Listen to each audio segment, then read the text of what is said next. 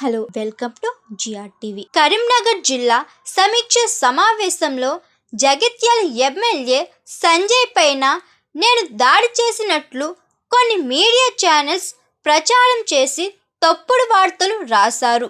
మా నియోజకవర్గంలో రైతు రుణమాఫీ జరగలేదని ప్రశ్నిస్తుంటే కాంగ్రెస్ పార్టీ ప్రజానిధులు నా పైన రన్నింగ్ కామెంట్స్ చేశారు. ఎమ్మెల్యే సంజయ్ కుమార్ మొదట నా పైన దాడి చేశాడు అని ఎమ్మెల్యే పాడి కౌశిక్ రెడ్డి అన్నారు. కొన్ని మీడియా ఛానల్స్లో యూట్యూబ్ ఛానల్స్లో చూస్తూ ఉన్నాను. యావత్ తెలంగాణ ప్రజలకి తప్పుడు సమాచారం ఇస్తూ ఉన్నారు. తప్పుడు సమాచారం పోతా ఉంది. ఏమని పోతా ఉంది? కౌశిక్ రెడ్డి సంజయ్ మీద దాడి చేసిరని పోతా ఉంది. ఫస్ట్ నేను క్లారిటీ ఇవ్వదలుచుకున్నా. సంజయ్ నా మీద దాడి చేసిండు తప్పితే నేను సంజయ్ మీద దాడి చెయ్యలేదు. బాజాబ్తు సంజయ్ జగిత్యాల సంజయ్ గారు ఏమన్నారంటే నా పక్కన కూర్చొని ఇప్పుడు మీ బీఆర్ఎస్ పార్టీ బట్టలు ఎట్లిపుతున్నా చూడు అని నాతో అన్నాడు. అన్న తర్వాత నేను నువ్వు మైక్ ఇచ్చిన తర్వాత అసలు ఈయన ఏ పార్టీతోని మైక్ ఇచ్చిర్రు, ఈయనకు అసలు ఏం సంబంధం, ఈయన ఏ పార్టీ అని నేను అడిగినప్పుడు ఈయన చూడొచ్చు మొట్టమొదటిగా సంజయ్ గారు నా ఛాతి మీద చేయబెట్టి నా మీద ఎట్లా దాడి చేస్తున్నారో మొత్తం మీరు ఈ ఫోటోలో చూడొచ్చు. ఏ విధంగా డాక్టర్ సంజయ్ జగిత్యాల నా మీద దాడి చేసిండ్రో, కాంగ్రెస్ పార్టీ శాసనసభ్యులు ఏ విధంగా నాపై దాడి చేసిండ్రో, స్వయంగా మంత్రి శ్రీధర్ బాబు గారు ఏ విధంగా నన్ను ఏలు చూపించి బెదిరిస్తుండో, మరియు అక్కడ ఉన్న ముగ్గురు మంత్రుల ఆదేశాల మేరకు పోలీస్ వాళ్ళు ఏ విధంగా నా మీద దాడి చేసిండ్రో మొత్తము తెలంగాణలో ఉన్న ప్రతి పౌరుడు ఏ విధంగా ఈ కాంగ్రెస్ ప్రభుత్వం, కాంగ్రెస్ మంత్రులు, కాంగ్రెస్ ఎమ్మెల్యేలు ఇలా వాళ్ళ ఆదేశాల మేరకు పోలీసులు ఏ విధంగా రౌడీలాగా బిహేవ్ చేస్తున్నారో ఒక్కసారి ఆ వీడియో క్లిప్ ద్వారా మీరు మొత్తం కూడా చూపించాలని విజ్ఞప్తి చేస్తున్నా.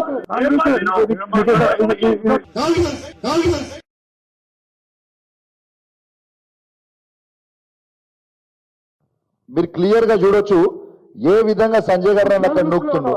ఆడ క్లియర్ గా మీరు చూడొచ్చు మానకొండూరు ఎమ్మెల్యే గారు ఏ విధంగా నా కాలర్ పట్టుకొని గుంజుతున్నారో క్లియర్ గా చూడండి. అక్కడ ఏ విధంగా నా గల్ల పట్టుకొని మక్కన్ సింగ్ రాజ్ ఠాకూర్ గారు నా ప్యాంట్లో చేయబెట్టి ఎట్లా గుంజుతున్నాడో ఒక్కసారి మీరు చూడొచ్చు. శ్రీధర్ బాబు గారు చూడండి ఏలు పెట్టి ఎట్లా బెదిరిస్తుండో కూడా చూడొచ్చు. ఇక పోలీస్ మిత్రులు నన్ను ఏ విధంగా నెట్టేస్తారో, నేను ఏ విధంగా కింద పడతానో ఒక్కసారి మీరు చూడొచ్చు. శ్రీధర్ బాబు గారి ఆదేశాలతో ఎట్లా నన్ను గుంజుకపోతారో ఒక్కసారి మీరు చూడొచ్చు. ఒక్కసారి స్వయంగా చూడండి.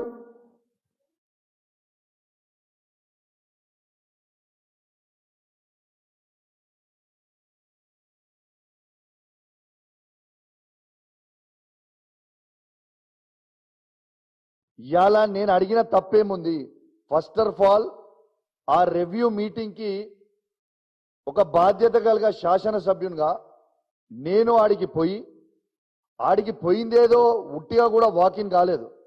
కలెక్టర్ గారు ఆదేశాల మేరకు డిఆర్ఓ గారు ఫోన్ చేసి మీరు ఖచ్చితంగా ఈ రివ్యూ మీటింగ్ అటెండ్ కావాలని చెప్పి మనల్ని పిలిస్తే మేము పోయినాం.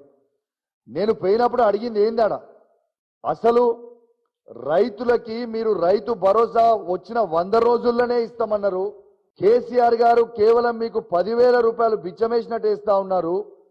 నేను 15,000 ఇస్తా అని చెప్పి రేవంత్ రెడ్డి గారు వారి 6 గ్యారెంటీలో పెట్టిర్రు. మీరు 1 రూపాయి మీరు ప్రభుత్వానికి వచ్చి సంవత్సరం 2 నెలలు అవుతుంది, కానీ మీరు 1 రూపాయి కూడా మీరు ఇప్పటిదాకా రైతు అకౌంట్లో డబ్బులు వేయలేదు అని నేను అడిగింది ఏమన్నా తప్పుందా? అలా రెండోది ఏమడిగినా, అసెంబ్లీ సాక్షిగా రేవంత్ రెడ్డి గారు మేము 100% రుణమాఫీ చేసినామని చెప్తా ఉన్నాడు. రుణమాఫీ చెయ్యలేదు. కేవలం నా హుజురాబాద్ నియోజకవర్గంలో 106 గ్రామ పంచాయతీలు 60 వార్డులు ఉంటాయి. ఈ 106 గ్రామ పంచాయతీలో రైతులకి కేవలం 50% మాత్రమే రుణమాఫీ అయింది. ఇంకా 50% రుణమాఫీ కాలేదు. మమ్మల్ని కిందికి పోతే రైతులు అడుగుతా ఉన్నారు, రైతు బంధు రైతు భరోసా వేస్తామన్నాడు, వేయలేదు. రైతు రుణమాఫీ చేయలేదు. మరి 2 ఖచ్చితంగా చేయండి అని నేను మా హుజురాబాద్ నియోజకవర్గ రైతాంగాన్ని పక్షాన మరియు ఉమ్మడి కరీంనగర్ జిల్లా రైతుల పక్షాన తెలంగాణ రైతుల పక్షాన నేను అడిగింది ఏమైనా తప్పుందా ఇలా నేను అడుగుతా ఉన్నాను. Hi, this is Swathi. Like చేయండి, షేర్ చేయండి, కమెంట్ చేయండి అండ్ సబ్స్క్రైబ్ చేయండి GRTV. Hi, this is Monica. Please like, share and subscribe GRTV.